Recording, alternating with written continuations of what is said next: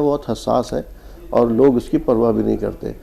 आज के दौर में जहाँ एक वक्त ऐसा था कि बुज़ुर्गों की बेपनाह कदर की जाती थी, लोग उनको बहुत संभाल करके रखते थे, लेकिन आज के दौर में ऐसा है जो इतने भी हमारे बुज़ुर्ग हैं घर के अंदर, उनकी कोई अहमियत नहीं रह गई है। उनको एक कोने में डाल दिया जाता है अक्सर व बेशतर, और आते जाते बस अगर किसी ने बहुत ज़्यादा ही तकरीम की या उसकी इज़्ज़त अफजाई की, आते जाते सलाम दुआ कर लिया, कभी उनके पास बैठना, दो बातें उनसे सुनना या उनकी बात सुनना ये गवारा ही नहीं है। क्यों मुजाहिद साहब, ज़रा इस पर थोड़ी रोशनी डालिएगा।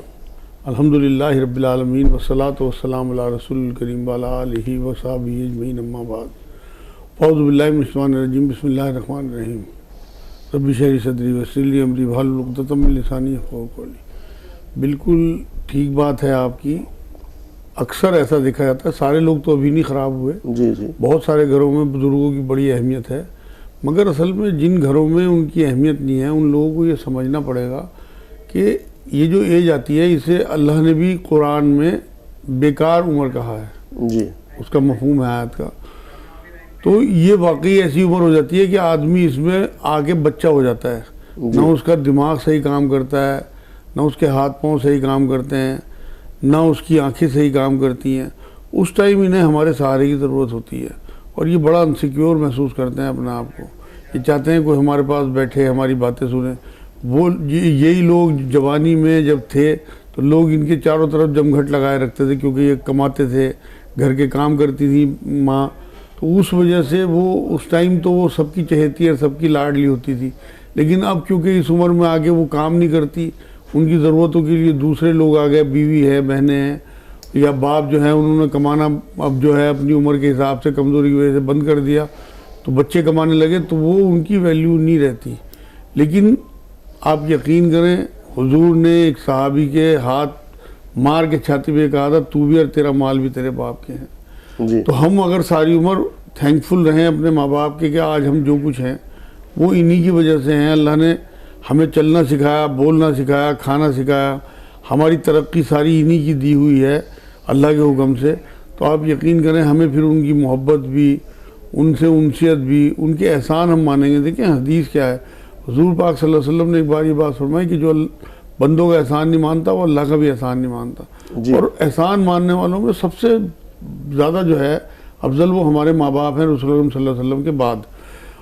उसकी वजह यह है कि ये असल में तो खालिक अल्लाह है, लेकिन यहाँ हमें अल्लाह ने जो पैदा किया है वो माँ बाप के ज़रिए, दुनिया के खालिक में हमारा इनका भी हिस्सा है हमारी। हाँ, इसी तरह से राज़िक अल्लाह है, लेकिन यहाँ हमें खाना माँ बाप खिलाते हैं। इसी तरह से आप हर चीज़ को फैला लें, जो जो सिफात अल्लाह की हैं उनने अपनी मिसाल भी अल्लाह ने इसीलिए 70 माओं के बराबर मोहब्बत करने वाले से दी है, उससे भी ज़्यादा। इसी तरह बाप को जन्नत का दरवाज़ा बताया, माँ के पैरों के नीचे जन्नत बताई, ये तक कह दिया कि बाप की रज़ा में अल्लाह की रज़ा, बाप की नाराज़गी में अल्लाह की नाराज़गी। हालांकि बाप थोड़ा सख्त होता है। देखिए सूरज की गर्मी हो या बाप की सख्ती हो, जो लोग इसे झेलते हैं ना वो तब के कुछ ना कुछ बन जाते हैं कुंदन। लेकिन जब ये चले जाते हैं ना बाप और माँ, तब हम हाथ मलते रह जाते हैं। कब्रिस्तान में जाना पड़ता है इनके पास, और वहाँ ना उनसे बात कर सकते हैं, ना उन्हें देख सकते हैं। यहाँ हमारे पास टाइम नहीं होता। मेरी याद है हमारी मदर चाहती थी कि हम उसके पास आधा घंटा 1 घंटा बैठते भी थे, लेकिन उतना नहीं बैठ पाते जितना बैठना चाहिए था, वो अब एहसास होता है। तो इसलिए मेरे बहन भाइयों, जिनके ही माँ बाप जिंदा हैं उनकी अहमियत समझें, उनका फ़ायदा उठाएं और उनके पास ज़रूर बैठा करें, उनकी टांगें दबाया करें रोज़ रात को। आप चाहे किसी उम्र के हों, वहाँ दुआ किया करें। हुजूर ने फरमाया माँ के पैरों के नीचे जन्नत। आप जन्नत में बैठ के जब दुआ करेंगे तो इंशाअल्लाह ताला आपके तमाम तर जितनी भी चीज़ें हैं अल्लाह कबूल करेगा इंशाअल्लाह। इस पर मज़ीद बात करेंगे। 2 कॉलर को शामिल कर रहे हैं। ताहिरा साहिबा है हमारे साथ पटना से और खालिद साहब हैं कर्नाटक से। खालिद साहब से कहेंगे थोड़ा सा इंतज़ार, पहले ताहिरा साहिबा से बात कर लेते हैं। फरमाइए क्या सवाल है आपका? जी ताहिरा साहिबा, जी फरमाइए। वालेकुम अस्सलाम। आपसे कहना है था कि मेरी बहन का रिश्ता लगा हुआ था, लड़का पसंद था, लेकिन ये प्रॉब्लम क्या आ गया ना कि लड़का बोल रहा अभी शादी नहीं करना, हमको 2-3 साल बात करेंगे, लेकिन मेरी बहन का उम्र तो बढ़ रहा है, तो क्या करना पड़ेगा? वो लड़का आपकी बहन से बात करना चाह रहा है रिश्ते से पहले? नहीं, बात नहीं करना चाह रहा है। और शादी के लिए बोल रहे अभी नहीं करेंगे, 2-3 साल बाद करेंगे, लेकिन मेरे घर वाले चाहते हैं साथ रिश्ता जब हो जाए शादी भी हो जाए। ठीक है, वो कह रही कि मेरे घर वाले चाह रहे हैं कि रिश्ता हो जाए, लड़के वाले कह रहे हैं हम 2-3 साल बाद करेंगे शादी अभी, तो इसके लिए कुछ बताएं। तो अगर बच्ची में गुंजाइश नहीं है तो फिर आप अल्लाह से दुआ करें कहीं और से कोई रिश्ता आ जाएगा। अगर आपके पास गुंजाइश है, बच्ची आपकी छोटी है और रिश्ता बहुत अच्छा है, तो फिर आपको इंगेज करके रखना चाहिए। और रिश्ते के लिए अगर वो हाँ करते हैं तब आप रुकें, अदरवाइज़ बिल्कुल ना रुकें, क्योंकि 3 साल बाद अगर वो कहते हैं हम नहीं कर रहे, हमें कोई और लड़की पसंद आ गई, तो फिर आप लोग लटके रहेंगे। इसलिए अच्छे रिश्ते की इंतज़ार में रहें, लोगों में ना उड़ाएं ये बात। अगर इस 3 सालों के बीच में अच्छा रिश्ता आ जाए तो आप वहाँ कर दें अपनी बच्ची का रिश्ता, अदरवाइज़ यहाँ का इंतज़ार करें। अगर आपकी बच्ची की उम्र कम है, रिश्ते भेजना, शादी कराना, हर काम अल्लाह के ज़िम्मे है, और अल्लाह इंशाअल्लाह ताला बेहतरीन रिश्ता इसके लिए निकाल के आप पेश कर देगा। सूरह दुहा 27 बार मगरिब के बाद पढ़ना शुरू कर दे बच्ची, और रब्बी अन्नी मगलूबुन फंतसिर 360 बार ईशा के बाद पढ़े। इंशाअल्लाह बहुत जल्दी बहुत अच्छा रिश्ता आएगा। खालिद साहब को शामिल कर रहे हैं, कर्नाटक से हमारे साथ है। फरमाइए क्या सवाल है आपका? देखिए, एक दुआ है, ये आजकल बाल लोगों में बुज़दिली रहती साहब, डरते बार बार डरते, अनजाने खौफ में रहते। तो उसके बाद से हम एक किताब में देखे, उसके अल्फाज इसमें आज़मा ये है कि इसमें आज़म मतलब उसके जो रहते अल्लाह के जो नामे हैं वो ये है, या खवीउल खादिरुल मुख्तदिरुल खब्बीनी खद्बी, या खवीउल खादिरुल मुख्तदिरुल खब्बीनी खद्बी। इस तरीके से पढ़ने से ये दिल मजबूत होता और यकीन कामिल होता बोलते हैं। तो बोलते या खवीउल खादिरुल मुख्तदिरुल खब्बीनी खद्बी, इस तरीके से है। तो जरा मेहरबानी करके इसके बारे में तशरीह करें तो बड़ी मेहरबानी होती। अल्लाह ताला के नाम। भाई ये अल्लाह के नाम अगर हैं, आप इनका पहले तर्जुमा पढ़ें, और ये वाकई अगर उन 99 नामों में हैं जो अल्लाह रब्बुल इज़्ज़त के सिफाती नाम हमें दिए गए हैं रसूल अकरम सल्लल्लाहु अलैहि वसल्लम के ज़रिए, तो वाकई आप इनका विर्द कर सकते हैं। लेकिन अगर किसी बुज़ुर्ग की बताई हुई बात है और कोई अथेंटिसिटी नहीं है, तो फिर आपको खौफ से बचने के लिए सूरह बकरा 18 नंबर आयत पढ़नी चाहिए। सुम्मुन बुकमुन उम्युन फहुम ला यरजिऊन, सुम्मुन बुकमुन उम्युन फहुम ला यरजिऊन। ये ऑथेंटिक चीज़ है, ये अल्लाह रब्बुल इज़्ज़त ने कुरान में उतारी है। अगर वो वाकई सारे नाम जो हैं अल्लाह के रसूल सल्लल्लाहु अलैहि वसल्लम के 99 नामों में मैच करते हैं, तो फिर कोई हर्ज नहीं है अल्लाह के नामों में जो सिफाती नाम है। ठीक, जाहिद साहब हमारे साथ, फरमाइए क्या सवाल है आपका? सवाल मेरा ये है कि इस्तिंजा करने में अगर हम बैठ के इस्तिंजा नहीं कर सकते हैं तो खड़े खड़े कर सकते हैं कि नहीं? ठीक है भाई, अगर सवाल है जी, दूसरा सवाल है कि तस्वीर जो गिना जाता है, हम सो करके तस्वीर गिन सकते हैं कि नहीं? तस्बीह कहाँ, कौन सी जी, कौन सी तस्बीह की बात कर रहे हैं आप? जैसे तस्वीर हम लोग नहीं गिनते हैं, तस्बीह फातिमा। हाँ ठीक है, ठीक है। इनका पहला सवाल था इस्तिंजा खड़े होकर किया जा सकता है, जैसे वो खड़े होकर पेशाब कर रहे हैं तो हाँ हाँ हाँ, अगर यूरिनल बने हुए हैं और आपकी मजबूरी है, आप बैठ नहीं सकते वहाँ पे, तो आप बिल्कुल खड़े होकर पेशाब करें, खड़े होकर इस्तिंजा करें। इतनी एहतियात करें कि आपके ऊपर छींटे ना आए, क्योंकि जहाँ मजबूरी हो वहाँ इस्लाम आपको इजाज़त देता है। नबी अकरम सल्लल्लाहु अलैहि वसल्लम एक बस्ती में गए तो वहाँ गंदगी थी, बैठने की जगह नहीं पाई, तो हुजूर ने फिर खड़े होकर पेशाब किया। और आपको भी ये खड़े होकर पेशाब करने की इजाज़त है, लेकिन सुन्नत जो है वो बैठ के पेशाब करना है। ये एक ही नज़ीर मिलती है, 1-2 बार हुजूर ने खड़े होकर पेशाब किया, बाकी पूरी ज़िंदगी बैठ के पेशाब किया। तो ये हदीस तो मिलती है, लेकिन सुन्नत तरीक़ा बैठ के पेशाब करना है। अगर आपकी मजबूरी ना हो और आप बैठ के पेशाब कर सकते हो तो आप बैठ के करें, अदरवाइज़ आप खड़े होकर करें। इस्तिंजा भी आप खड़े होकर सुखा सकते हैं। ये तस्बीह फातिमा पढ़ने का तरीका, तस्बीह का जो है, ये मेरी समझ में जो बात आई, ये पूछ रहे हैं उंगलियों पे पढ़ें या तस्बीह में पढ़ सकते हैं।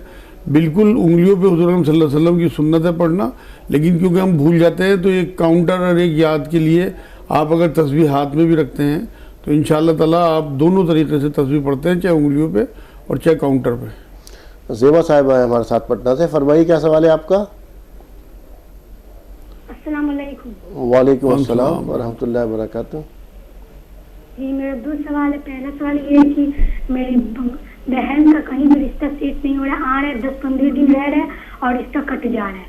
ठीक है, दूसरा सवाल ये है कि जिस घर में बड़ी क्या सवाल है दूसरा? जिस घर में बड़ी अगर लड़की रह रही है उस घर में कुर्बानी जायज है कि नहीं? घर में बड़ी लड़की है, कुर्बानी जायज़ है? हाँ अच्छा, मतलब उसकी शादी नहीं हुई अभी, ये कहना चाह रही हैं आप? जी जी, शादी नहीं है। ठीक है। जी, अगर वो साहिब हैसियत है और साहिब तो उस पर कुर्बानी है, उसे कुर्बानी करनी चाहिए उनकी तरफ से। अगर उसका जेवर वगैरह रखा हुआ है, कोई हरज नहीं है, बिल्कुल कर सकती है कुर्बानी। और रिश्ते के लिए जो है वो मगरिब के बाद 27 बार वद्दुआ वल्लैली सजा वाली सूरत, और मगरिब इशा के बाद रब्बी अन्नी मगलूबुन फंतसिर 360 बार पढ़े, और दिन में एक तस्बीह जो है इन्ना रब्बी अला कुल्ली शैइन कदीर की पढ़े, और चलते फिरते हस्बुनल्लाहु व निअमल वकील, हस्बुनल्लाहु व निअमल वकील पढ़े। इंशाअल्लाह आप देखेंगे बहुत जल्दी बहुत अच्छा रिश्ता आ जाएगा इंशाअल्लाह। अच्छा, ये कह रही थी कि घर में जैसे बड़ी लड़की है, उसकी शादी नहीं हुई, तो अब इनके ऊपर वाजिब होगी कुर्बानी? अगर वो साहिब हैसियत है तब, अगर उसका जेवर रखा हुआ है जी। उसके बाद इसका शादी से कोई मतलब नहीं है जी। इसका मतलब हैसियत से है। तो अगर हैसियत है तो बिल्कुल कुर्बानी करनी चाहिए। एक साल में एक बार कुर्बानी आती है, इसमें करने के बहाने ढूंढे, किस तरह से करें, बचने के बहाने ना ढूंढें। हमारे एक ये बहुत ही अलमिया है, अभी मैं ये गौर कर रहा था 2-3 दिन से सवालात में, लोग राह फरार इख्तियार कर रहे हैं, ये नहीं कि हम उस अमल को पूरा कर लें। यही मामला हमने ज़कात के अंदर भी कई मरतबा देखा कि ज़कात के अंदर भी लोग कोई ऐसी राह मिल जाए जिससे कि हमें ये हमारे ऊपर से फ़र्ज जो है, असल में वो जो एक यकीन है ना आखिरत का, वो आपके अमल में नज़र आता है। अगर आपको आखिरत का यकीन होगा, अल्लाह के आगे खड़े होने का यकीन होगा, तो आप फंसने की कोशिश करोगे दीन में कि मैं ज़्यादा से ज़्यादा अमल कर सकूं, चाहे वो बदनी इबादत हो चाहे वो माली इबादत हो। क्योंकि बात यह है ना कि आपको रसूल पाक सल्लल्लाहु अलैहि वसल्लम दे के गए हैं। असलन हमें अल्लाह की इताअत करनी है, लेकिन अमलन हमें रसूलुल्लाह की इताअत करनी है। तो ये जो हमें रसूल पाक दे के गए हैं, अगर हम हर अमल से पहले देखेंगे यहाँ रसूल ने क्या किया था, तो हमारी ज़िंदगी बड़ी आसान हो जाती है। आरिफ भाई, मैं तो ये सोचता हूँ अक्सर के अपने कामों से पहले कि रसूल पाक अगर करते तो इस काम को कैसे करते। तो वहाँ अगर हम देखें तो हुजूर वही मज़हब है, वही दीन है, हिस्सा लेते थे इन जी, वही दीन है जी, यही दीन है। और हम लोग अक्सर बेशतर ये देख रहे हैं कि लोग अक्सर जो हम इस वक्त हमने देखा कि जैसे उनका था एक नबी का किस्सा यहूदियों के अंदर कि उन लोगों ने वो किया था कि उन्होंने क्या था, मछली जो हफ्ते के दिन नहीं पकड़नी, तो वो क्या करते थे, उस दिन पकड़ते तो नहीं थे, गिली गड्ढे बना दिया करते थे। तो वही तरीका हम लोग, ये हीला कहलाता है, हीला। हाँ, तो ये असल में दीन में हीले नहीं करने चाहिए। ये जो आप वाक़या बता रहे हैं कुरान में है, हाँ, कुरान में बनी इस्राइल की पहली किसी बच्ची का वाक़या है, तो वो जुमे के दिन गड्ढे में वो कर लिया करते थे और शनिचर के दिन उन्हें पकड़ लिया करते थे। अल्लाह ने मना किया था शनिचर के दिन को उनको। तो वो ये क्या किया, तो ये बिल्कुल इसी तरह के बहाने हमारे यहाँ हीले होते हैं। और अल्लाह इंसाफ वाला है, ऐसा नहीं है कि इस वजह से उन्हें पकड़ लिया और हमें छोड़ देगा। तो इसलिए बहुत एहतियात की ज़रूरत है। जी जी। राशिदा साहिब हैं हमारे साथ, फरमाइए क्या सवाल है आपका? अस्सलाम वालेकुम। वालेकुम अस्सलाम व रहमतुल्लाहि व मेरा बरकातुहू। सवाल ये है कि ये जो कोरोना वायरस चल रहा है, जी, जो वबा बोल रहे हैं इसको, और इसमें जो लोग वफात पाते हैं उनको शहीद का दर्जा मिलता है बोलते हैं, इसके बारे में जानना था। ठीक। जी बहन, बिल्कुल आपने सही कहा। अगर कोई कोरोना की वबा में डेथ होती है तो इंशाअल्लाह अल्लाह से पूरी उम्मीद है कि वो शहादत का दर्जा उन्हें मिलेगा, क्योंकि इस तरह की वबाओं में जो डेथ होती है वो रिवायतों से बात साबित है कि उन्हें शहादत का दर्जा मिलता है। तो इंशाअल्लाह हम दुआ भी करें और अपने बहन भाइयों के लिए जो फौत हो गए इस वबा में, और अच्छी उम्मीद भी रखें अपने अल्लाह से कि वो 70 माओं से ज़्यादा मोहब्बत करता है और उसे पता है कि किस तरह से हमारे साथी या हमारे बहन भाई, हमारे दोस्त अहबाब गए हैं। तो इंशाअल्लाह हमारे ऊपर ये हक़ है कि हम उनके लिए दुआ भी करें और अल्लाह से अच्छी उम्मीद करें। ये तो हदीस है कि अगर किसी जी उसको एक कोई कांटा भी चुभता है तो उसके बदले मोमिन को अजर है। जी, लेकिन इसके बारे में भी रिवायतें मिलती हैं कि इस तरह की वबाओं में जो फैलती हैं वबाएं, उनमें जो डेथ होती है वो जी शहादत का। लेकिन असल शहादत तो वही है कि राय खुदा में गर्दन देना। हाँ, असल शहादत लेकिन है। शहादत के बहुत सारे मर्तबे हैं। जी जी, बहुत सारे मर्तबे। जी, जी। एक और कॉलर हमारे साथ, कौन सा और कहाँ से बात करें, नाम बताइएगा। अगर लाइन पर है तो अपना नाम बताइए और सवाल बयान कीजिए। याद रखता हूँ, पता हो गया। शबनम साहिब हमारे साथ है, फरमाइए क्या सवाल है आपका। शबनम, हमारी आवाज मिल रही? वालेकुम अस्सलाम। सवाल बयान कीजिए, टीवी की आवाज बंद कीजिए। जी, रोजा मेरा छूट गया है, याद नहीं है कितना छूटा है। तो क्या करना है? ठीक है, जो बहन आपके रोजे छूट गए आप अंदाज़ा करें उनका, और उनसे थोड़ा ज़्यादा करके या तो फिदिया दे दें और रोज़े रखने भी शुरू कर दें। दोनों काम अगर आप करेंगी तो ज़्यादा अजर मिलेगा। एक तो आपका कंपल्सेशन फिदिये से जो है वो ख़त्म हो जाएगा रोज़ों का इंशाअल्लाह ताला, जो आपके ऊपर गुनाह होगा, और आप रख लेंगी तो मज़ीद आपको अजर भी मिलेगा। तो आपको जितने अंदाज़ा हुआ आपका कि इतने रोज़े मेरे छुटे हैं, तौबा भी करें अल्लाह से और माफ़ी भी मांगें, और उसके बाद फिदिया दे के रोज़े रखने भी शुरू करें। अल्लाह ने जितनी आपको इस्तिताअत दी, जितनी हिम्मत दी, जैसी सेहत दी, जैसा इलाका आपका हो, उसके हिसाब से आप रोज़े रखने शुरू कर दें और अल्लाह से अच्छी उम्मीद रखें कि इंशाअल्लाह ताला अल्लाह बढ़ा चढ़ा के ले लेगा। अब अय्याम आने वाले हैं जो ज़िलहिज्जा के शुरू के 10 दिन हैं, उनमें आप छुटे हुए रोज़े रखिए, उनका बड़ा अजर है। तो इसके बारे में बहुत हदीसें हैं, इंशाअल्लाह ताला किसी मौके पे वो बयान करेंगे। तो आप इनमें रोज़े रखें, और हर महीने 3 रोज़े नबी अकरम सल्लल्लाहु अलैहि वसल्लम रखा करते थे। उन रोज़ों को अपने ऊपर आप तय कर लें कि मैं छुटे हुए रोज़ों में वो रोज़े रखूँगी, आपको डबल अजर मिलेगा, सुन्नत अदा करने का भी और रोज़े रखने का भी। और हुजूर पीर और जुमेरात का रोज़ा भी रखा करते थे, उन्हें आप तय करें। तो ये बहुत आसान हो जाता है अगर आप ये चीज़ें तय कर लें और रखना शुरू कर दें, तो इंशाअल्लाह ताला आपको याद भी नहीं आएगा कितने रोज़े थे, पूरे हो जाएंगे आपके रोज़े इंशाअल्लाह। एक और कॉलर हमारे साथ, अपना नाम बताइए, सवाल बयान कीजिए। है लेकिन मुंबई में हम लोग काफी टाइम से हैं यहाँ पे, तो हमको जो है कुर्बानी के सिलसिले में थोड़ा भविष्य। हाँ फरमाइए, क्या सवाल है, फरमाइए। अपनी बात जारी रखिए, टीवी की आवाज बंद कीजिए, अपनी बात जारी रखिए। आप टीवी की आवाज बंद कर दीजिए, अपना सवाल बयान कीजिए।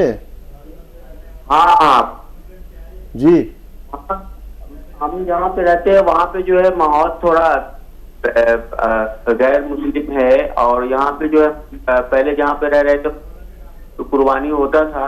अभी जो है यहाँ पे मुंबई के अंदर कुछ ऐसा ये नहीं है मार्केट वगैरह ऐसा, तो कुर्बानी करना है, बच्चे लोग भी हैं अभी, उसके लिए कुछ मतलब क्या कहीं बाहर जाकर कर सकते हैं ऐसा? ठीक है जी भाई, बिल्कुल कुर्बानी आप कहीं भी कर सकते हैं। असल तो आपकी नीयत पहुंचती है, खून और गोश्त नहीं पहुंचता, कुरान की आयत है सूरह हज की। तो इसलिए आप कहीं भी जाके अपने किसी रिश्तेदार के यहाँ जाके कुर्बानी कर सकते हैं, कहीं और अपने बच्चों को ले जाएं एक दिन के लिए। अगर उस इलाके में आपको एहतियात करनी चाहिए, अगर हमारे गैर मुस्लिम भाई हैं उन्हें पसंद नहीं है, तो आपको बिल्कुल एहतियात करनी चाहिए और किसी और इलाके में जाके कुर्बानी करें। लेकिन करें ज़रूर आप जो अल्लाह के रसूल सल्लल्लाहु अलैहि वसल्लम की जो सुन्नत है उसे जारी और सारी रखें, जिससे कि आपके बच्चों में भी वो सुन्नत आपके बाद कायम और दायम रहे। तो इसलिए आप करें ज़रूर कुर्बानी, लेकिन अपने इलाके से हट के, अगर आप गैर मुस्लिम इलाके में रहते हैं। आलिया साहिब हमारे साथ कर्नाटक से, फरमाइएगा क्या सवाल है आपका। वालेकुम सलाम। ये घर में जो लगाते ना टाइल्स जी, वो टाइल्स में तितली आ गई है। क्या आ गई टाइल्स में? वो टाइल्स वो घर को लगाते ना, हाँ, इसमें तितली आ गई है। ठीक है, क्या आ गई है? टाइल्स जो लगाते हैं उसके डिजाइन में घर के अंदर उसमें तितली वो बनी हुई है। जी जी, अब उस टाइल्स को लगाना घर के अंदर। हाँ मेरी बहन, इन बातों से कुछ नहीं फ़र्क पड़ता। अगर आप जिस टाइम नमाज पढ़ती हो उस टाइम उन्हें ढक दिया करें बस, जिससे कि आपका ध्यान ना भटके, अगर वो उस एरिया में है जहाँ आप नमाज पढ़ती हैं। बाकी कोई हरज नहीं है, इन बातों से कुछ नहीं होता। छोटी छोटी बातों, बड़े गुनाहों से बचने की कोशिश करें। मच्छर छानने बंद कर दें। हमारे यहाँ हिसाब यह है कि मच्छर छानते रहते हैं, हाथी निकल जाते हैं। आपकी कोई नमाज ना छूटे, आपका किसी के ऊपर आपके ऊपर किसी का हक ना हो, आपकी किसी से दिल बुराई ना हो, कतर रहमी ना हो, ये चीज़ें इन्हें छोड़ें। इन चीज़ों से कुछ नहीं होता, छोटी छोटी चीज़ों से। एक और कॉलर है यूपी से, गौसुल रजा साहब हमारे साथ, फरमाइए क्या सवाल है आपका। अस्सलाम वालेकुम। वालेकुम अस्सलाम वरहमतुल्लाहि वबरकातुहू। हजरत मेरा सवाल ये था कि हम तो साहिब निसाब हैं, सरकारी नौकरी करते हैं जी, और पैसा पीएफ में भी पड़ा हुआ है, लेकिन इस समय संजोग से इस महीने में जो सैलरी आना था वो आया नहीं जी, और बाकी कोई पैसा पास में नहीं, तो क्या कुर्बानी करना जायज है कि नहीं कर सकते? कर्जा ले करना ठीक है कि नहीं? जी, इतने पैसे नहीं किसी से अपने पास की कुर्बानी किया जाए, पैसा है लेकिन पीएफ में है। ठीक भाई आपको इंतज़ाम करना चाहिए। आपकी वाइफ के पास जेवर ज़रूर होगा जब आप साहिब हैसियत हैं, कुछ ना कुछ ऐसी चीज़ आपके घर में होगी। अगर आपको वैसे कैश इस टाइम नहीं मिल पा रहा कोरोना की वजह से, मुझे भी अंदाज़ा है कि लोग दिक्कतों में हैं, तो आप थोड़ा हल्का काम कर लें कि आप किसी जानवर में हिस्सा ले लें, किसी मदरसे वगैरह में, लेकिन कुर्बानी करें ज़रूर। साल में एक चांस आपको मिलता है अल्लाह की राह में अपनी पसंदीदा चीज़ देने का, और हमारी पसंदीदा चीज़ इस वक्त जो दौर चल रहा है वो सबसे ज़्यादा पसंदीदा चीज़ पैसा है। तो आप अपने बच्चों के लिए भी कोई ना कोई अरेंज करते ही होंगे, तो हमारे बच्चों से ज़्यादा हमारे ऊपर हक अल्लाह का है, तो अल्लाह का हक ज़रूर अदा करें। चाहे आप कोई चीज़ बेच के कुर्बानी करें, लेकिन करें ज़रूर। मेरी राय यही है आपको, क्योंकि आप साहिब हैसियत अपने आप को खुद बता रहे हैं। सैयदा साहिबा एमपी से हमारे साथ है, फरमाइएगा क्या सवाल है आपका। अस्सलाम वालेकुम। वालेकुम अस्सलाम वरहमतुल्लाहि वबरकातुहू। जी मैं ये पूछना चाहती हूँ कि बकरा है उसकी सींग टूटी हुई है, तो कुछ लोग यहाँ कह रहे हैं कि नुक्स वाले जानवर की कुर्बानी तो होती नहीं है, लेकिन कुछ लोग कह रहे हैं कि वो जानवर तो ठीक था लेकिन आपस में जानवर लड़ते हैं तो इस वजह से सींग वगैरह टूट जाती है। तो इसके बारे में मुझे पूछना था।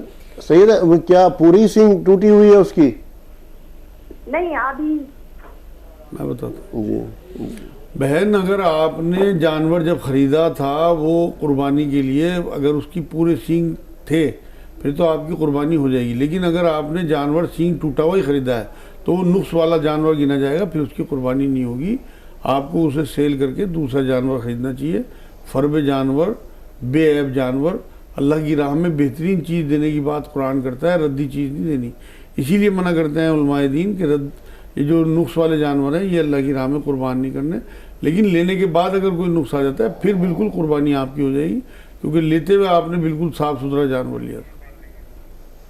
ठीक है मुझे सर, जैसे हम अभी बात कर रही थी कुर्बानी के बारे में, नुक्स के बारे, उसमें कहीं मैंने पढ़ा था उसमें यह कि अगर 1/3 हिस्सा टूटा हुआ है, शरीयत में आसानी देने के लिए उलमाए दीन ने निकाला है। वैसे तो हम पहले ही देखें, तो यकीनी तौर पर हर चीज़ को पहले देखें। जब आप अल्लाह की राह में कोई चीज़ खर्च कर रहे हैं, देखो हुजूर ने क्या फरमाया, मुतशाबिह से भी बचो। जो शुबह हो जिन चीज़ों में उससे बचना चाहिए। आप कर सकते हैं 100-200 रुपये में आपको दूसरा जानवर मिल जाएगा, क्यों ले रहे हैं आप नुक्स वाला जानवर? ज़रा सा भी झड़ा हुआ है क्यों ले रहे हैं? आपको साल में एक चांस मिल रहा है अल्लाह की राह में कुर्बान करने का, आप साफ़ सुथरा बिल्कुल देखभाल के दो ना। आप अपने लिए कोई चीज़ खरीदने, आप दूध तक तो मिलावट वाला लेना पसंद नहीं करते। अल्लाह के लिए आप टूटे हुए झींग का जानवर की ज़रा सा झड़ा हुआ था, ये हो गया था, ये हो गया, बिल्कुल बहानेबाजी नहीं। वही जो जुमला मैं कह रहा हूँ कि अल्लाह की राह में फंसने की कोशिश करें, बचने की कोशिश ना करें। जी बहुत बहुत शुक्रिया। एक कॉलर राजस्थान से हमारे साथ है, शहून साहब फरमाइए क्या सवाल है आपका।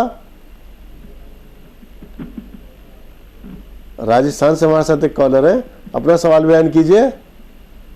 हेलो जी फरमाइए। जी मैं उस्मान बात कर रहा हूँ राजस्थान से चांद पे। जी उस्मान साहब फरमाइए क्या सवाल है आपका। अस्सलाम वालेकुम। वालेकुम सलाम। जी सर मेरा ये सवाल है कि मैं ईशा की नमाज पढ़ता हूँ 3 वितर आखिर में, तो दुआए कुनूत नहीं आती है, तो दूसरा कोई तरीका? ठीक है जी मुझे साहब। भाई दुआ कुनूत अगर आपको नहीं आती, जब तक आपको याद ना हो तब तक आप 3 बार कुल अल्लाह सूरह इखलास पढ़ दिया करो। लेकिन दुआ कुनूत याद करने की कोशिश करें आप। ये तब तक के लिए है जब तक आपको याद नहीं होती, क्योंकि दुआ कुनूत वाजिबात में से है, तो वो आपको याद होनी ही चाहिए। आप दुनिया भर की चीज़ें याद कर लेते हैं हम लोग, लेकिन दुआ कुनूत हमें सारी उम्र याद नहीं होती। मेरे सामने ऐसे बहुत सारे सवाल आते हैं, बहुत सारे लोग बूढ़े हो जाते हैं, उन्हें दुआ कुनूत याद नहीं होती, ज़रा सी कोशिश से याद हो जाती है। मैंने भी बहुत बड़ी उम्र में आगे याद की, अब से 25 साल पहले, वरना मुझे भी याद नहीं थी, लेकिन एकदम याद हो गई जब मैंने कोशिश की। तो आप थोड़ा सा सदका दे के 2 नफिल पढ़ के और अल्लाह से दुआ करके रब्बी ज़िदनी इल्मा की एक तस्बीह पढ़ के याद करना तो शुरू करें, अल्लाह आपकी हेल्प करेगा। मैं भी आपके लिए दुआ करूँगा इंशाअल्लाह। दरअसल होता क्या दुआ कुनूत के हवाले से, जब उसको कोई अल्टरनेट मिल गया बस फिर लोग उसी पर कनात कर लेते हैं, जबकि ये कनात नहीं है सहूलियत के लिए। हाँ सहूलियत ये कि आप उसे नज़ीर बना लें। नबी अकरम सल्लल्लाहु अलैहि वसल्लम की सुन्नत तो नहीं है ना इस तरह से। हमें, मैंने वही बताया ना, हमारे लिए पॉलिसी ऑफ मोहम्मद, हर चीज़ में आप ये देखें नबी ने क्या किया। आपकी सहूलियत के लिए अगर 3 बार कुल अल्लाह पढ़ने की इजाज़त उलमाए दीन ने दे भी दी, तो आप सुन्नत पे नहीं है, आपको सुन्नत पे आना है, सुन्नत दुआ कुनूत पढ़ना ही है। फरजाना साहिबा लुधियाना से हमारे साथ है, फरमाइए क्या सवाल है आपका। अस्सलाम वालेकुम। वालेकुम अस्सलाम वरहमतुल्लाहि वबरकातुहू। जी मेरा 2 सवाल है जी मुफ्ती साहब से कहिए जी कि जैसे हम सुबह का ना पहले यासीन सूरह पढ़ लेते हैं, फिर उसके बाद जो है एक पारा पढ़ के फिर उसके बाद सूरह रहमान, सूरह वाक़िया, सूरह तहरीम, सूरह मुल्क, सारे सूरह जो है ना इकट्ठे पढ़ लेते हैं, क्योंकि बाद में हमारे पास टाइम नहीं होता, बच्चा रोने लगता है। जी तो मुफ्ती साहब कहिए कि मेरे सवाब में कोई कमी तो नहीं आएगा ना? हम जिस मकासद के लिए पढ़ते हैं वो मकासद हमारा पूरा होगा ना? दूसरा सवाल ये है जी। कि बच्चा बहुत जिद करता और मुझे पढ़ने नहीं देते। जब भी कुरान करीम लेकर बैठते हैं तो कहता है उठा के रख दे, और नमाज में भी मेरे को ना बहुत परेशान कर। ठीक है बहन, एक तो मैं मुफ्ती नहीं हूँ, आप अपनी इस्लाह कर लें। मेरे लिए भी ये मामला ऐसा है कि मैं वजाहत कर दूँ तमाम नाज़रीन के लिए कि मैं मुफ्ती नहीं हूँ। खैर, आपका जो सवाल है उसमें अगर आप तरतीब से कुरान पढ़ने के बाद बाकी सूरतें पढ़ती हैं, बुज़ुर्गों की बताई हुई कि इन सूरतों से फ़ायदा होगा, कुछ चीज़ें हुजूर नहीं बताई हैं सूरतों के बारे में, ये उनकी फजीलतों के बारे में, तो बिल्कुल आपको अजर मिलेगा, कोई आपका अजर कम नहीं होगा इंशाअल्लाह ताला। दूसरा सवाल क्या था? छोटा बच्चा है वो बार बार कल तंग करता है, कलाम पाक बंद कर दो, ये कर दो। हाँ बिल्कुल, आप अपना देखिए, कलाम पाक पढ़ना सुन्नत रसूल है और बच्चे को पालना आपके ऊपर वाजिब है, फ़र्ज़ है। तो बच्चे को तकलीफ पहुँचा के आपको कुरान नहीं पढ़ना, बल्कि कुरान आप मान लो रुकू पे पहुँचे और आपने अपने बच्चे की वजह से बंद करके रख दिया, तो जब बच्चा आपका नॉर्मल हो गया फिर आपने कुरान खोल लिया, फिर एक रुकू पढ़ दिया, बिल्कुल कोई हरज नहीं है, बल्कि आपको अजर मिलेगा। जितनी आप मुशक्क़त कुरान के लिए उठाएंगी, बार बार उसे बंद करेंगी, खोलेंगी, तो इंशाअल्लाह उसका आपको और ज़्यादा अजर मिलेगा। राशिदा साहिब हमारे साथ है, फरमाइए क्या सवाल है आपका? अपना सवाल बयान कीजिए। जो भी लाइन पर है कॉलर, शायद राब्ता मुनक़ता हो गया। मुजाहिद साहब फिर उधर ही थोड़ा सा लौटा है, जो हम बात कर रहे थे अभी उसके बारे में कि बुज़ुर्गों के बारे में, जैसे हम शुरू में बात की थी, तो अक्सर और बेशतर होता क्या है, बुज़ुर्ग जाहिर सी बात है वो अपने बचपन की तरफ लौटते हैं, कहते हैं ना बूढ़ा और बच्चा बराबर हो जाता।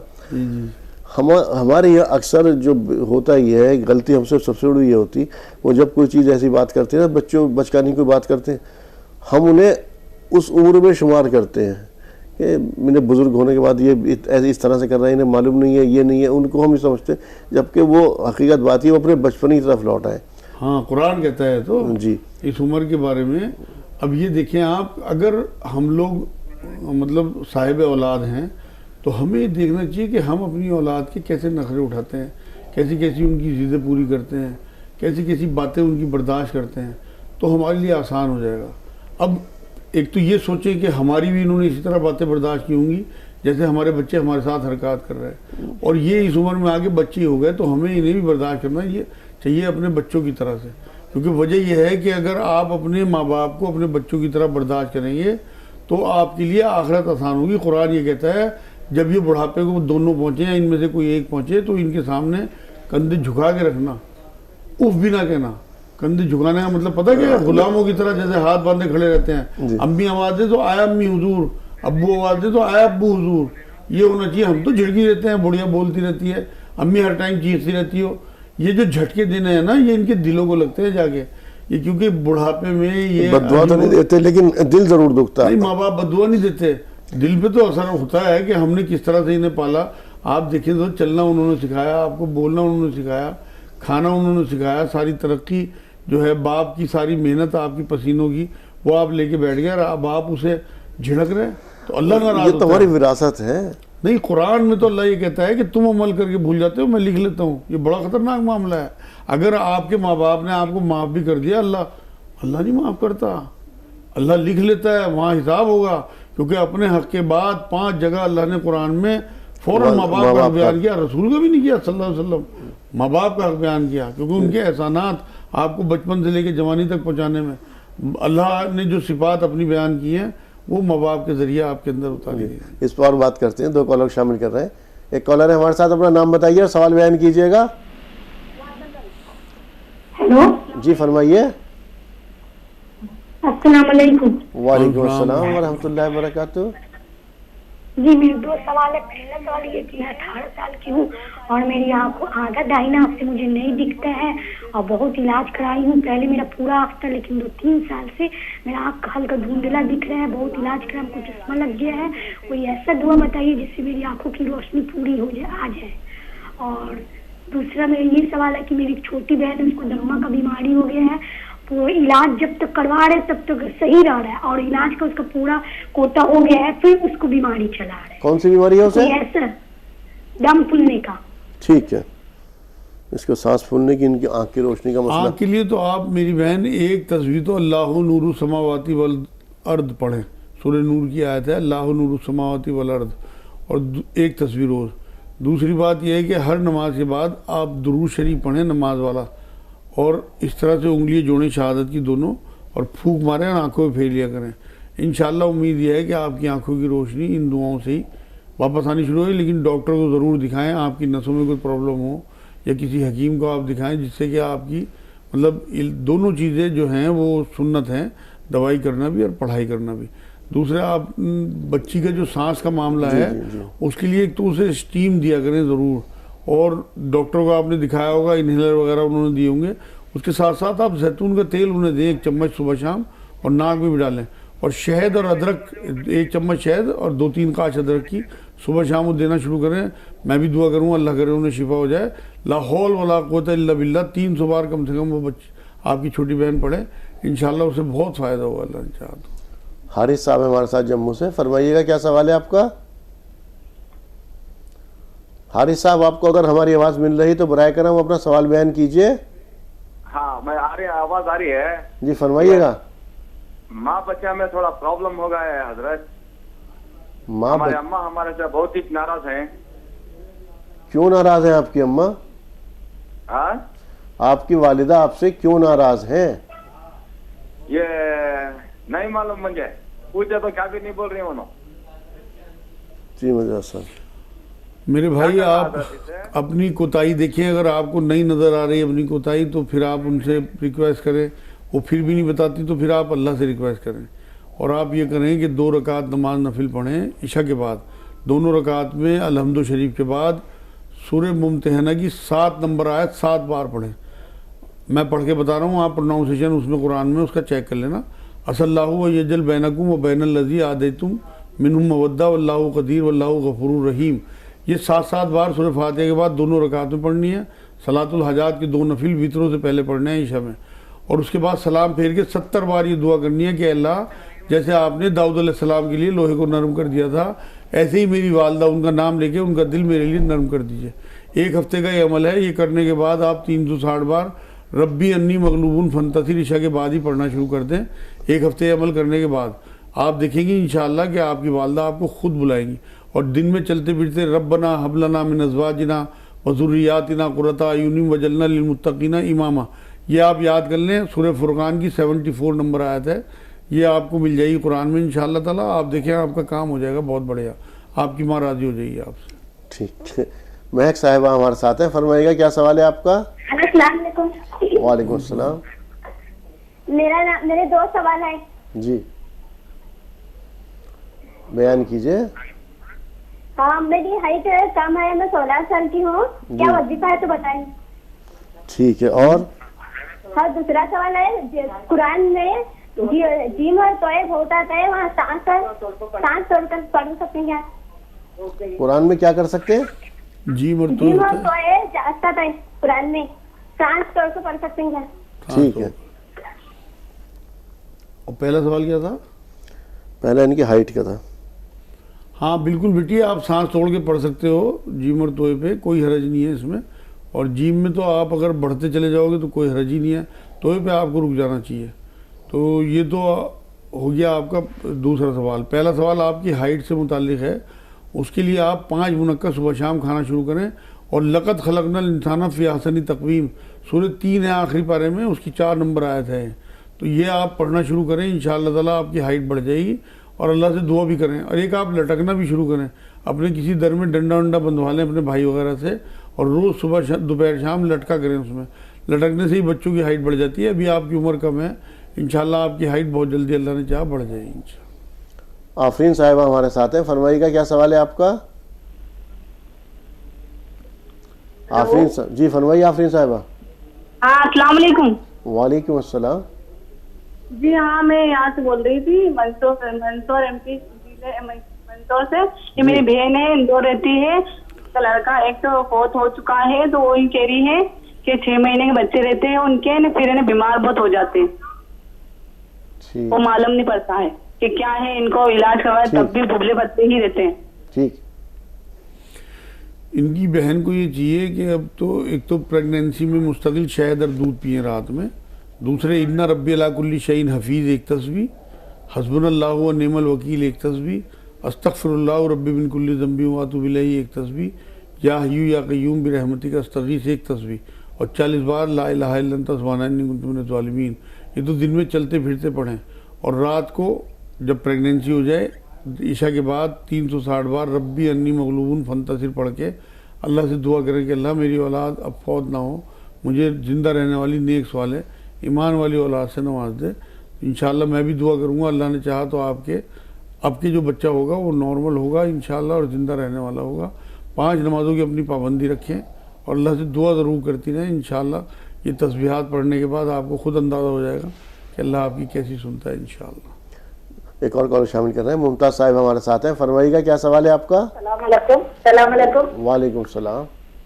मेरा लड़का 1 साल हो गया, लड़के जाके बात करता नहीं, बहू भी बेटा भी दोनों भी लड़के चले गए। वो बात मैं करना नहीं, वो ही कर देगा करके पूछना है।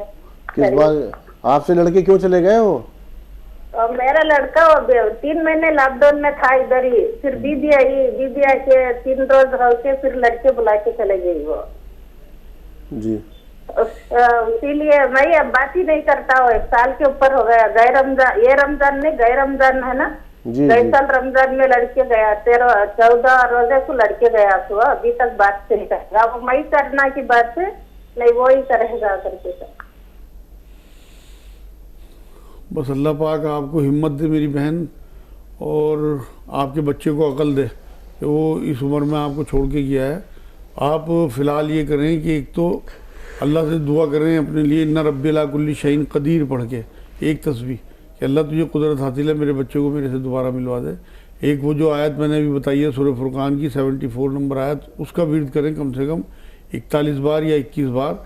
रब्बना हबलना मिन अज़वाजिना व ज़ुर्रिय्यातिना क़ुर्रता अयुनिन वजअलना लिलमुत्तक़ीना इमामा। एक आप अल्लाह से 360 बार ईशा के बाद रब्बी अन्नी मगलूबुन फंतसिर पढ़ के दुआ किया करें। इंशाअल्लाह मैं भी दुआ करूँगा, अल्लाह ने चाहा उसका बहुत जल्दी फ़ोन आएगा आपके पास। वैसा फिर उधर ही बात कर रहे हैं उसके बुज़ुर्गों वाली बात, जैसे मैंने कर अभी भी फ़ोन भी आ गया इसी तरह का कि घर के अंदर जो बुज़ुर्ग हैं वो अक्सर बेशतर आपने देखा वो बहू बेटे से इतना नहीं करते जितना अपने बच्चों के जो पोते होते हैं ना। वजह क्या, वो उनके अंदर या तो अपना बचपन तलाश करते हैं या वो भी उसी अकल को पहुंच गए बच्चों की तरह से। तो एक अक्सर बेशतर उनको उस वक्त में बड़ा या बुज़ुर्ग समझ लेना, ताज़ीम तो करनी है हमें, लेकिन उनकी जैसे कल भी एक किसी ने कॉल किया था तो उसने भी ये कहा कि हमारी अम्मी जो है ज़रा सी बात पर नाराज़ हो जाती हैं और इस तरह से सोचती हैं और हम फिर मनाते हैं। तो इस तरह से जो हमारा क्या सलूक होना चाहिए उनके साथ? असल में बात यह है कि वो बच्चों में इसलिए ज़्यादा रहते हैं कि बड़े टाइम नहीं देते उन्हें। सलूक हमारा ये होना चाहिए अपने माँ बाप के साथ कि हम उन्हें टाइम दें, उनके पास बैठें, कहीं घूमने जाएं तो उन्हें लेके जाएं, उनका भी दिल है, और उनकी मतलब तफरी का भी ख्याल रखें, उनकी ज़रूरियात का, उनकी पसंद का ख्याल रखें, और सबसे बड़ी बात उन्हें वक्त दें। आपका उनके पास बैठना, आप यकीन करें, उनकी तस्कीन के लिए सबसे बेहतर चीज़ होगी। अगर औलाद इस उम्र में इतना बिजी होने के बाद, अपने बिजनेस में भी, बच्चों में बिजी होने के बाद अपने माँ बाप के लिए वक्त निकालें तो वो अंदर से उन्हें तस्कीन मिलती है, तसल्ली मिलती है, सुकून मिलता है। तो ये सबसे ज़्यादा ज़रूरी है घरों में कि अपने माँ बाप के पास ज़रूर बैठा करें, चाहे थोड़ी हंसी मजाक करें, चाहे तफरी की बात करें, दीन की बात करें, रसूल अकरम सल्लल्लाहु अलैहि वसल्लम की बात करें। कुरान तो खुद ये कहता है कि अपने घरों में बैठो तो कुरान और रसूल की बातें किया करो। तो बहुत आसान है, जब आप शुरू करते हैं, आप कोई किताब ही हदीसों की ले लें, 10-20 हदीसें अपने माँ बाप के पास बैठ के बच्चों को इकट्ठा किया, 20 बच्चों को, और बैठ गए आप एक कुरान का रुकू पढ़ के और उसका तर्जुमा 8-10 हदीसें पेश कर दें, उसी में आधा घंटा निकल जाएगा आपका। फिर उसके बाद थोड़ी बहुत ही रिफ्रेशमेंट कर लें, बातें कर लें, थोड़ी मजाक कर लें, इंशाअल्लाह ताला आप देखिए कितना बड़ा दिल हो जाता है इन बूढ़ों का। असल में तो इस उम्र में उन्हें ये लगता है ना कि हम बेकार हो गए, उन्हें उस सोच से बाहर निकालना है। तो वो हमारी जिम्मेदारी हो जाती है कि हम अपने माँ बाप के खाने पीने का, उनकी ज़रूरत का तो ख्याल रखते हैं, उन्हें पैसे भी देते हैं, मगर ये जो खला है इसी खला को पूरा करना है असल में, तो कि उन्हें टाइम देना है, उनके पास बैठना है, जिससे कि उनकी दिलजोई हो। असल चीज़ दिलजोई है। और बात करते हैं तरन्नुम साहिबा को शामिल कर रहे हैं। फरमाइए क्या सवाल है आपका? अस्सलाम वालेकुम। वालेकुम अस्सलाम। मेरे 3 सवाल है। पहला सवाल ये, मेरी अम्मी का ना 23 तारीख को इंतकाल हो गया। वो पिछली साल से ना अपने लिए कुर्बानी के लिए गुल्लक में पैसे जमा कर रही थी, तो क्या उनकी ये जो पैसे से कुर्बानी है वो नफिली होगी या वाजिब होगी? दूसरा सवाल ये है, जैसे हम अभी खाना भिजा रहे हैं, मेरी अम्मी का फिदिया पूरा नहीं हुआ था, रमजान में रोजे छूट गए थे, तो वो कह रहे हैं कि जो एक हाथ की रोटी भेजनी, मतलब जो इंसान पहले दिन ही भेजेगा वही भेजेगा पूरे फिदियो तलक। और तीसरा सवाल ये है कि हम जो खाना भेजते हैं अल्लाह नाम का, उसमें अंडे और मछली भेज सकते हैं? ये क्या था कि रमजान के पहले जिस आदमी ने रोटी भेजी उसी हाथ से रोटी जाएगी? नहीं, मतलब मेरा ये है कि जैसे पहले दिन जिसने खाना भेजा था बना के, अगले 40 दिन तक भी वही इंसान खाना बना के भेजेगा, ऐसा जरूरी है या नहीं? ठीक है, पहले तो उसकी बेटी इसी बात का सवाल, सबसे पहले तो ये है कि आपने जो कुर्बानी का सवाल किया, उनके ऊपर अब कुर्बानी वाजिब नहीं है, लेकिन अगर वो पैसे जमा कर रही थी तो आप लोगों की जिम्मेदारी है कि आप उनकी तरफ से कुर्बानी कर दें, अल्लाह से दुआ करें कि अल्लाह कबूल कर ले, लेकिन वो होगी नफली, क्योंकि उनके ऊपर कोई वाजिब नहीं रही, डेथ के बाद उनका मामला हुआ। लेकिन वो जो पैसे जमा कर रही थी उसकी कुर्बानी आप लोगों को कर ही देनी चाहिए। दूसरी बात यह है कि जो पहले दिन रोटी बना के भेजे वही रोज़ भेजता है, ये बेकार की बात है, ना नबी से साबित है इस तरह की बातें, और ना ही कुरान से किसी आयत से साबित है। तो ये अपनी तरफ से लोगों ने बनाई हुई हैं, आप इन चक्करों में ना पड़ो। आप अनाज भी भेज सकते हो, पका हुआ खाना भी भेज सकते हो, पैसे ही भेज सकते हो। एक आदमी का खाना एक दिन का फिदिया है, एक रोज़े का, तो आप उसे किसी भी तरीके से अपने आप सेट कर लो, जैसा खाना आप खाते हो वैसा खाना आपको भेजना है, या उतने पैसे देने हैं या उतना अनाज देना है। तो ये तो होगी आपके फिदिया का। तीसरा सवाल क्या? अंडा और मछली दे सकते हैं? अंडा और मछली सब कुछ दे सकते हैं जो आप खाते हैं। अगर आप अंडा मछली नहीं खाते तो आप मत भेजना, अपने जैसा मेयारी खाना आप भेजो जैसा आप खाते हो। गरीब को भी बिल्कुल उसी तरह का खाना, बिल्कुल इंशाअल्लाह ताला आपको अजर भी मिलेगा और आपका फिदिया भी इंशाअल्लाह पूरा हो जाएगा। नसीम अहमद है हमारे साथ। फरमाइए क्या सवाल है आपका? अस्सलाम वालेकुम। वालेकुम अस्सलाम व रहमतुल्लाहि व बरकातुहू। हम आपका फजर में जो फजर के पहले उठते हैं, तहज्जुद पढ़ते हैं, और उसके बाद जो है पौ पारा कलम पाक पढ़ते हैं जी। उसके बाद नमाज पढ़ने के लिए चले जाते हैं, तो सूरह यासीन, सूरह रहमान, सूरह मुजम्मिल आने के बाद जो है ये सब पढ़ते हैं। ये पहले सूरह यासीन पढ़ना पड़ेगा या पहले पौ पारा पढ़ने पड़ेगा कुरान? ठीक भाई, सबसे पहले आपको सुन्नत रसूल अदा करनी चाहिए और हुजूर की सुन्नत तरतीब से कुरान पढ़ना है। तो पहले आप पौ पारा पढ़ा करो, उसके बाद आपकी जो मामूल में सूरतें हैं बिल्कुल उन्हें पढ़ने में कोई हर्ज नहीं है, लेकिन सबसे पहले आपको हुजूर की सुन्नत पे आना चाहिए सल्लल्लाहु अलैहि वसल्लम। तो इसलिए जो आपका रूटीन है वो बिल्कुल ठीक है कि पहले आप पौ पारा पढ़ते हो, उसके बाद नमाज पढ़ते हो, उसके बाद आगे बाकी सूरतें जो आपके रूटीन में हैं बिल्कुल आप सही तरीके पे हो। अल्हम्दुलिल्लाह। मखतूम साहब हमारे साथ। फरमाइए क्या सवाल है आपका? अस्सलाम वालेकुम। वालेकुम सलाम जी। टीवी की आवाज़ बंद कीजिएगा। हेलो सर, टीवी की आवाज़ बंद कीजिए और सवाल बयान कीजिए। नहीं सर, पहले कलमा पढ़ते ना रुकू बन लेके, रुकू में हाँ खायम में खोड़ के हाँ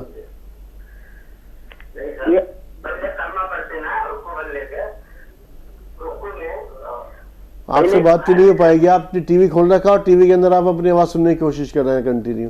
आपसे कहा जा रहा है टीवी की आवाज़ बंद कीजिए, सवाल बयान कीजिए, आप रुक रहे हैं, अपनी आवाज़ टीवी में सुन रहेंगे। एक और कॉलर हमारे साथ। कौन सा और कहाँ से बात करें, नाम बताइएगा।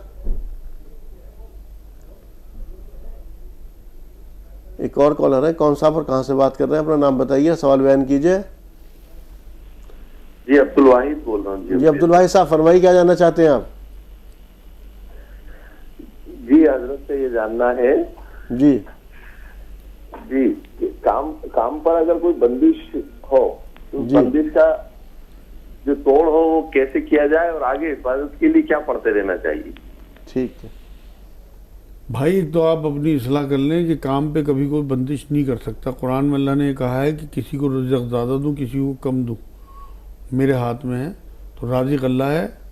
वो आजमाइश का हिस्सा तो हो सकता है कि आपका कारोबार थोड़ा कम थोड़ा ज़्यादा हो जाए। कुरान में अल्लाह ने बात कही है कि मैं लोगों में दिनों को फेरता रहता हूँ।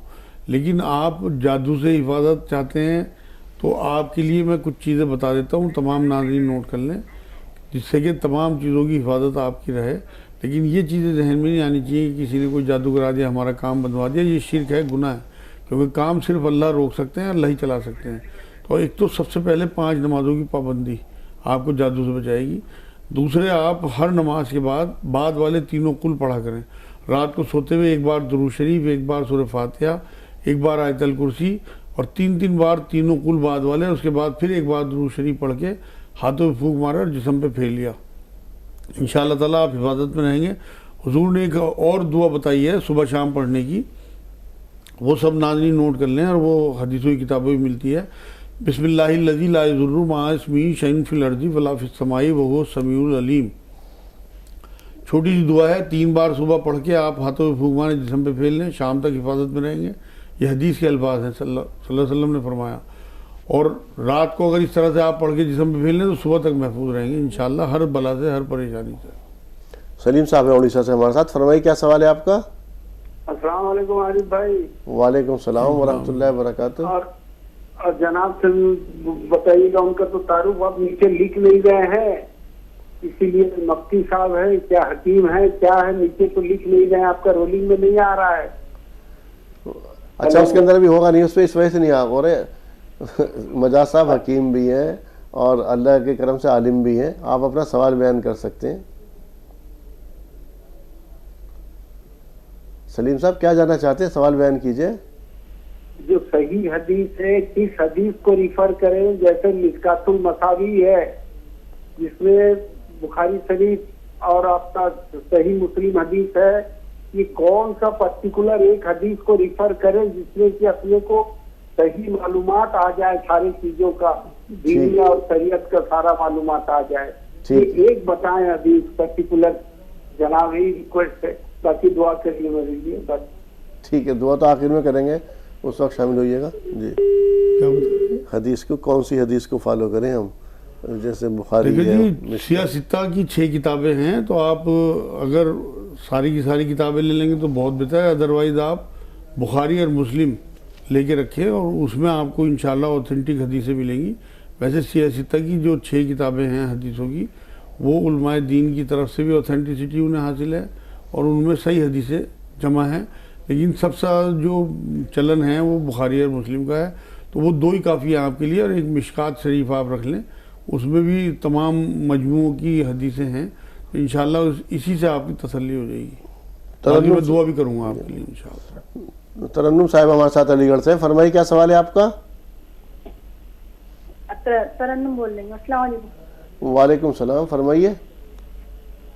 जी, मेरे पापा अम्मी में बहुत ज़्यादा पता नहीं क्यों इतनी नफरत हो गई है। पापा अम्मी तो बहुत नफरत करने लगे। पहले इतनी मोहब्बत करते थे, अब तो गालियाँ बकते हैं, उन्हें पोसे देते हैं कि तुझे कोरोना हो जाए, कि तुम मर जाए। बहुत बुरे बुरे पोसे देते हैं, ना पैसे देते हैं उन्हें खर्चे के, कुछ नहीं देते, रोती रहती हैं। एक तो मेरी अम्मी बहुत बीमार रहती है, बहुत परेशान रहती है। मेरे कुछ ऐसी दुआ बताइए ताकि मेरे पापा अम्मी से मोहब्बत करने लगे।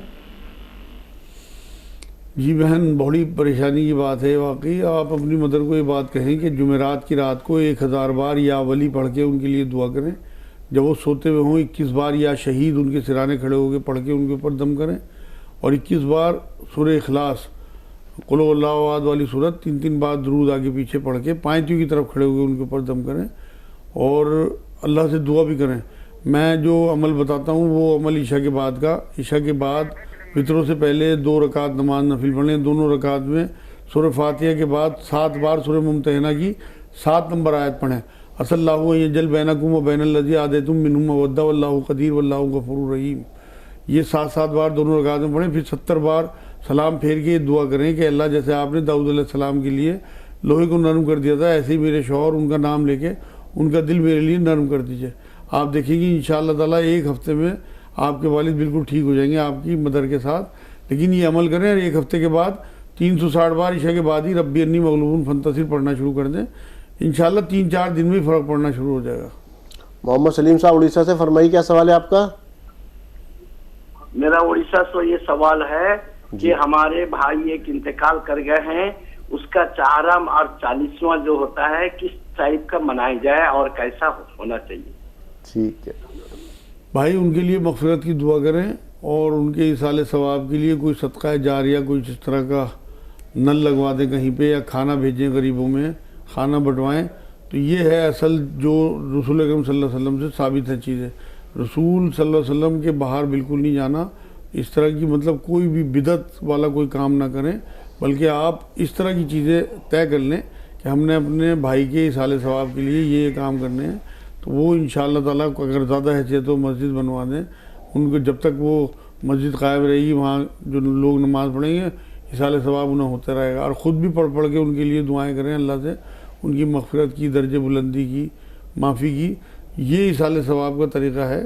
बाकी और खुराफातें जो हमारे माशरे में बहुत ज़्यादा फैल गई, उनसे बचने की कोशिश करें जो नबी से साबित नहीं है। जो चीज़ नबी से साबित है बिल्कुल आप उसे दांतों से पकड़ें, उसे उसी तरह से करें। अब्दुल रऊफ साहब है हमारे साथ तेलंगाना से, फरमाइए क्या सवाल है आपका? ये अस्सलाम वालेकुम सर। वालेकुम सलाम व रहमतुल्लाहि व बरकातहू। ये उसका क्या बोलते हो, हमारे भाई लोग जब कुर्बानी देते हैं तो ये 2-2 टुकड़े जैसे रहते, 2-2 टुकड़े कम से कम हुजूर अकरम सल्लल्लाहु अलैहि वसल्लम ने क्या फरमाया बोलते, कम से कम एक हंडी पक सके, इससे नहीं। अब ये 17,000 का बकरा कुर्बानी दे के कम से कम फकीरीपन से 2 टुकड़े भेजते, ये कौन जो बोल रहा भाई इनको असल ना नहीं, कम से कम एक आधी किलो तो भेजना है। 2 टुकड़े उलमा इकराम भी खाली सुनते रहते, बयान भी नहीं करते। 2 टुकड़े भेजना जायज है। ठीक, बिल्कुल सही शिकायत है इनकी। लोगों को कम से कम इतना तो भेजना ही चाहिए, चाहे कम लोगों में भेजें। हमारे यहाँ असल में नेकी का तसव्वुर कुछ और ही है। असल में इस्लाम जो है ये क्वालिटी का मज़हब है, क्वांटिटी का मज़हब नहीं है। आप थोड़े लोगों को अगर गोश्त कुर्बानी का भेज देंगे और उनके बच्चे सैर होकर खा लेंगे, आप यकीन करें आपको ज़्यादा अजर मिलेगा इसके मुकाबले कि आप 2-2 बोटियाँ लोगों में बांटें, किसी के भी हाथ ना लगे। आप अपने गोश्त के इस तरह से हिस्से बनाएं कि कम से कम पाव भर आधा किलो की थैली इस तरह की बना के भेजें लोगों में, कि उनके घर एक वक्त का सालन तो बन जाए, जिससे कि सारे बच्चे उनके 1-2 बोटी खा सकें। तो सिर्फ 2 बोटियाँ भेजना ये तो अखलाकी तौर पे भी अच्छा नहीं लगता। किसी के यहाँ एक इज़्ज़त नफ्स का भी ख्याल रखना चाहिए गरीबों के। इनकी शिकायत बिल्कुल जायज़ है और इस पर बात होनी चाहिए। इंशाल्लाह इस पर बात करेंगे भाई, आपकी शिकायत दूर करेंगे इंशाल्लाह। महमूदा साहब हमारे साथ उज्जैन से, फरमाइए क्या सवाल है आपका? वालेकुम अस्सलाम व रहमतुल्लाहि व बरकातहू। हाँ, मैं ये कह रही थी कि जैसे ये जो जुमेरात और पीर को जो चिराग जलाते हैं, इसका क्या है शरीयत में? और दूसरा ये कि जैसे बारिश का पानी झेल के रखना, इसका क्या है, मतलब उसमें कुछ दम करके रखना। और तीसरा सवाल ये है कि मेरी बेटी है जो मतलब वो इंजेक्शन बाटल सब लग रहा है उसको, उसके बाद भी अच्छी सेहत नहीं हो पा रही, सांस खींच के लेती है, उसके लिए दुआ भी करे और कुछ बताए भी नहीं। आज पीर और जुमे को चिराग लगा रहे हैं। पीर और जुमे की अहमियत तो है, लेकिन रोज़ा रखने की नबी अकरम सल्लल्लाहु अलैहि वसल्लम का जो सुन्नत तरीका है वो चिराग जलाना नहीं है बल्कि रोज़ा रखना है। तो आप अपने नबी की सुन्नत पे आ जाएं मेरी बहन, और जो बंदे आपको बता रहे हैं उनसे बचें, और अल्लाह उसके रसूल की इताअत हमारे ऊपर है लाजिम। तो आप रोज़ा रखा करें, पीर और उसका चिराग ना जलाया करें। दूसरा सवाल आपका जो था वो क्या था देखना? बारिश के, हाँ, बारिश के पानी की वाकई रिवायतों में मिलता है कि वो फ़ायदेमंद होता है, क्योंकि डायरेक्ट आसमान से उसमें आता है, कोई उसमें फ्रेश पानी होता है। तो उसे आप अगर इकट्ठा करके किसी बीमारी के हवाले से किसी हकीम साहब ने बताया तो बिल्कुल आप उसे इस्तेमाल कर सकती हैं। उसमें वाकई बरकत भी है और बहुत उसमें सेहत भी है अल्हम्दुलिल्लाह। तीसरा सवाल बच्ची का, हाँ, सांस की परेशानी बच्ची। हाँ, कितनी उम्र की बच्ची है?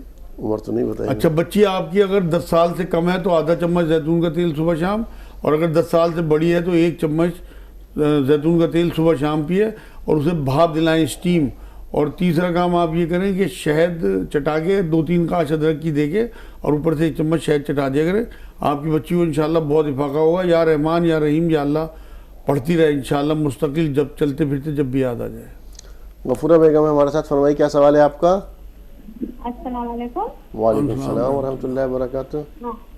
देखिए, हमें किराया दे रहे हैं घर का, वो घर का किराया एडवांस देते हैं 6 महीना ऐसा साल का, वो पैसा लेके हम कुर्बानी दे सकते हैं क्या? वो इसमें होता है क्या? वो क्या जायज है? उसे कर्ज में होता है क्या? मेरे को समझाना। ठीक। मेरी बहन, अगर वो आपको खुशी से दे रहे हैं और आपने उनसे मकान खाली नहीं कराना है अभी, तो बिल्कुल आपके लिए जायज़ है। आप मालकिन हैं उस मकान की, तो अगर किराया आ रहा है उसका तो कोई हर्ज नहीं, और उसमें आप कुर्बानी कर सकती हो।